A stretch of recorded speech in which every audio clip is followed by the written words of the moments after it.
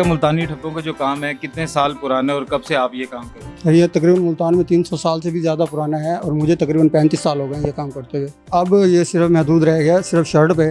اس سے پہلے جو پرانا ہوتا تھا وہ تقریباً ہر چیز پہ گھریلو استعمال کا جو بھی کپڑا ہوتا تھا اس پہ ہوتا تھا یہ کام. گھر میں کوئی چیز ایسی نہیں تھی جو بغیر اس کام کے ہو. اور تقریباً روٹی کے رومال ہو گئے, جائے نماز ہو گئی, دسترخوان, کندورے وغیرہ, اچھا رضائی کے کور ہو گئے, نیچے بچھانے والی چادر ہو گئی, اوپر اوڑھنے والی چادر ہو گئی. السلام علیکم ناظرین, میں ہوں آپ کا میزبان راؤ نعمان اور آپ دیکھ رہے ہیں امرا نیوز. ناظرین, ملتان کی جو لوگ ہیں اپنے ہنر اور قابلیت کے حوالے سے پوری دنیا میں اپنی ایک منفرد شناخت رکھتے ہیں, اور میں اس وقت موجود ہوں ایک ایسی شاپ پر جہاں پر ملتانی ٹھپوں کا جو ہے وہ کام کیا جا رہا ہے. ملتانی ٹھپوں کی تاریخ کے حوالے سے اگر ہم بات کریں تو ملتانی ٹھپوں کا یہ جو کاروبار ہے 300 سال پرانا یہ کاروبار ہے, اور ملتان میں استاد وحید سبحانی صاحب اس کام کے جو ماہر بھی ہیں, انہوں نے اس فن کو آج تک جو ہے وہ زندہ رکھا ہوا ہے. ان کی کوشش یہی ہے کہ اس فن کو آنے والی نسلوں تک بھی جو ہے وہ محدود کیا جائے.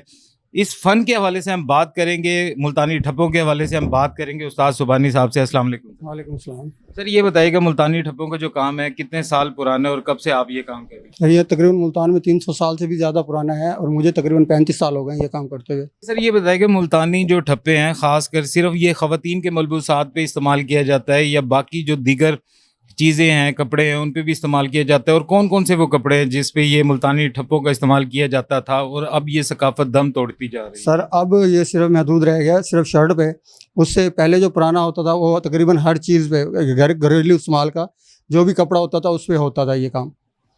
اچھا سر یہ بتائیے کہ کون کون سے گھریلو جو کپڑے تھے, جس طرح جائے نماز اور باقی کون کون سی چیزیں ایسی تھی جس پہ ملتانی ٹھپوں کا جو کام کیا جاتا تھا اور اپنی ایک شناخت رکھتے تھے؟ سر گھر میں کوئی چیز ایسی نہیں تھی جو بغیر اس کام کے ہو. اور تقریباً روٹی کے رومال ہو گئے, جائے نماز ہو گئی, دسترخوان, کندورے وغیرہ, اچھا رضائی کے کور ہو گئے, نیچے بچھانے والی چادر ہو گئی, اوپر اوڑھنے والی چادر ہو گئی, تکیے ہو گئے, یعنی کہ جو بھی چیز تقریباً گھر کے اندر استعمال ہوتی تھی, کپڑا جو جہاں کہیں بھی اگر آپ نے رکھنا ہے تو وہ اس کام کا ہی رکھتے تھے.